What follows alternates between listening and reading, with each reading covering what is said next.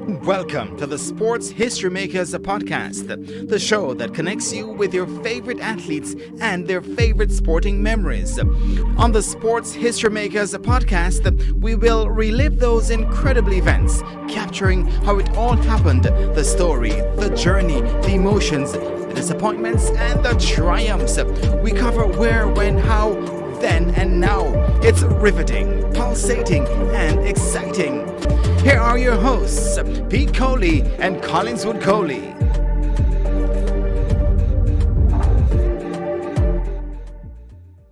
Welcome to another episode of the Sports History Makers YouTube channel. I'm here with Pete Coley once again, and today we're going to talk about a very touching topic as Shericka Jackson, the 200-meter world champion from 2023, has withdrawn from the 100-meter at the 2024 Paris Olympic.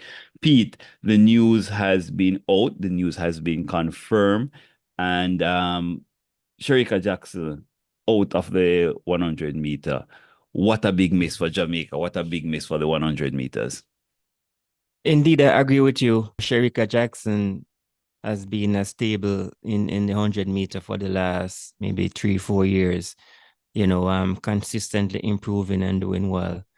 Not only for herself when she's competing on the circuit, but whenever she competes for her country, international meets. We're talking about World Championships, Olympic Games as well.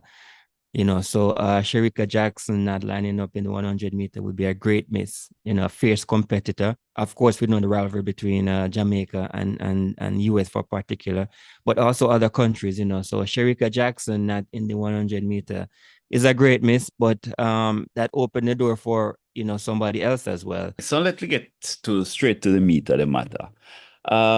Earlier yesterday, Stephen Francis, part of the coaching staff at MVP, did an interview where, he dropped some hints and his answers were very evasive, talking about Shericka Jackson's withdrawal.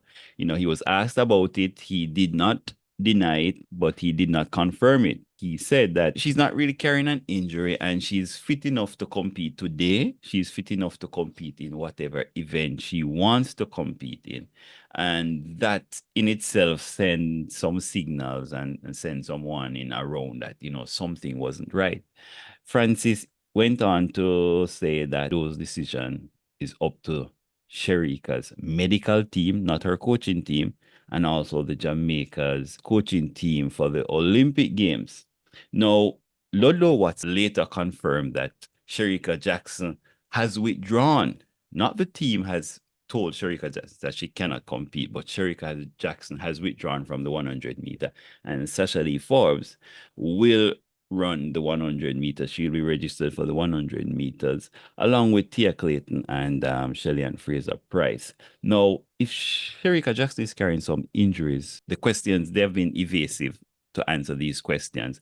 But what injuries could Shericka be carrying that would allow her to withdraw from the 100 meter, but participate in the 200 meters?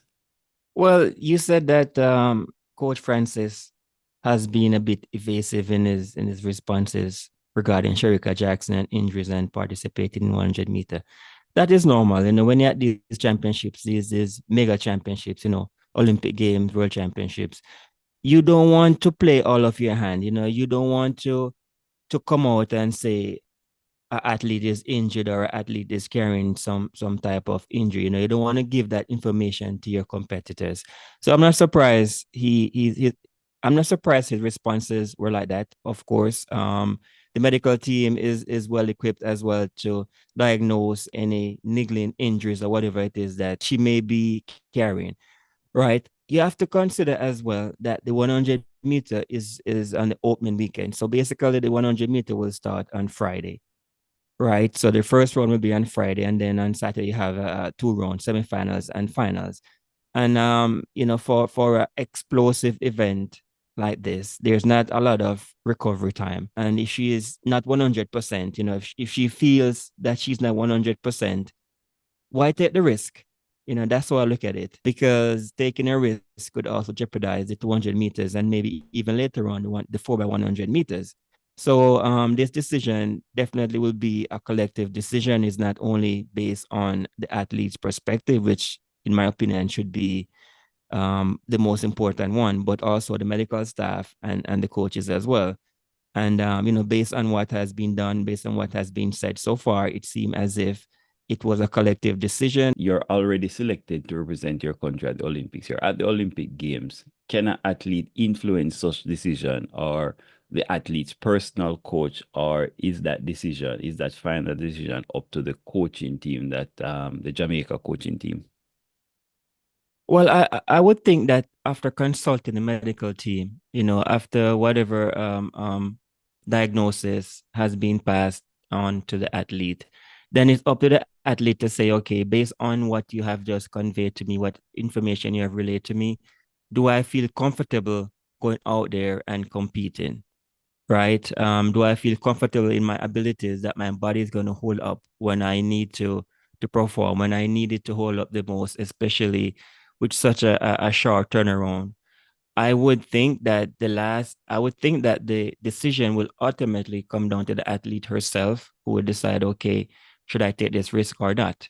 Obviously, it's going to be an informed decision that she's making. She's going to consult her coaches as well, because they've been working now for a number of years. So the coach should have some input in this decision. But I believe that it's ultimately going to come down to her deciding, do I want to take this risk? Am I ready to compete in this explosive race? And granted, and it's going to be very competitive. If you think about how this season has gone in terms of athlete competing at a high level, and the time that they're running, it's not going to be any different.